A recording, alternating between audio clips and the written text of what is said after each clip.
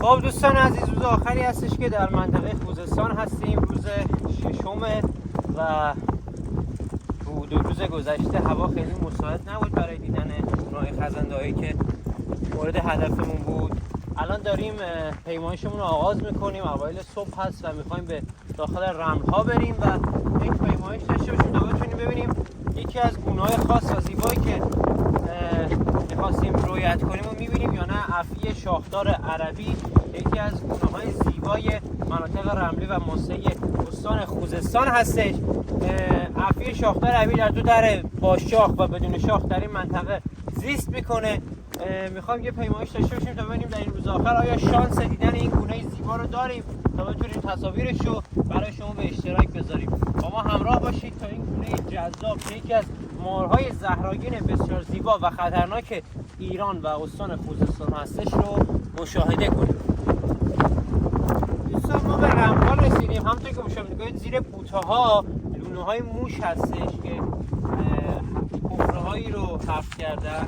ما قراره زیر این بوته‌ها رو نگاه کنیم. افعی شاخدار عربی یک مشخصه که داره خودش رو به زیر شنها میبره و پنهان میکنه و فقط قسمتی از سرش بیرون خاک میمونه. ما قراره زیر بوته‌ها رو نگاه کنیم تا اگر گونه‌ای زیر شن قایم شده بود و داشت استراحت میکرد، اگر مشاهده کردیم تصویرش رو شما به اشتراک بذاریم و درباره‌اش بهتون توضیحاتی بدیم. ببینید همونطور که مشاهده میکنید این منطقه پر از موش هستش و افعی‌های شاخدار برای تغذیه و یا استراحت به داخل این حفره‌ها میرن و همینجا کنار شن‌های نرم روی رمل‌ها به زیر ماسه حرکت میکنن و خودشون رو پنهان میکنن.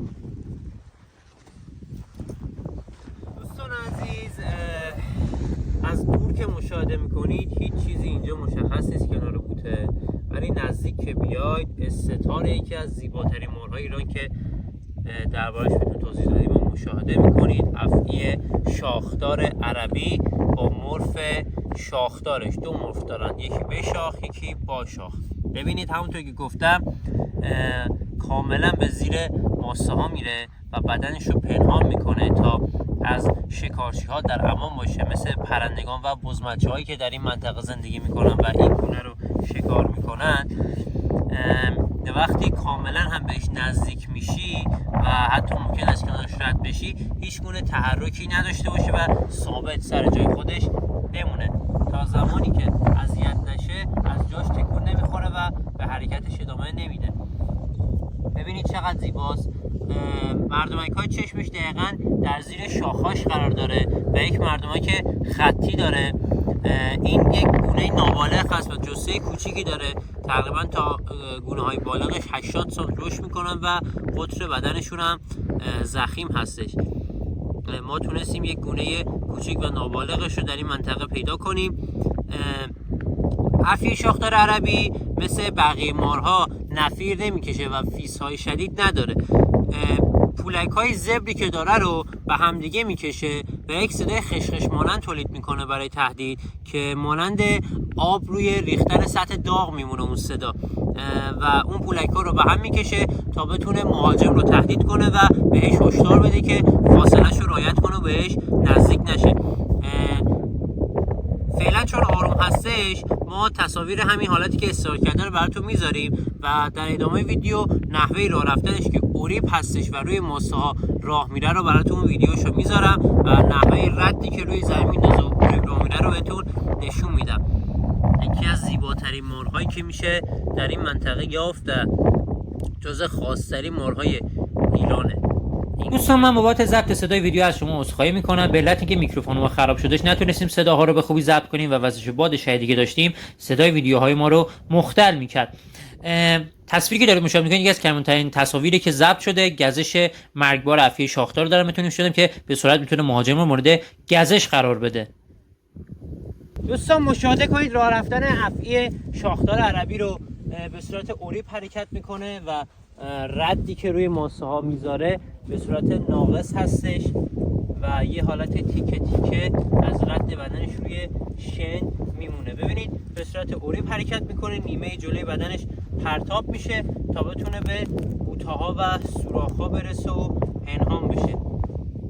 سر مثلثی و درشتی داره و یکی از خطرناکترین مارهای زهرآگین منطقه هستش. اگر مورد غذاش قرار بگیریم و به مرکز درمانی مراجعه نکنید باعث مرگ انسان میشه. گزش‌های خطرناکی رو میتونن رقم بزنن و زهر قوی داره. خالها و پترنی که داره باعث شده که به خوبی بتونه روی ماسه‌ها و در این منطقه استتار پیدا کنه و به راحتی دیده نشه.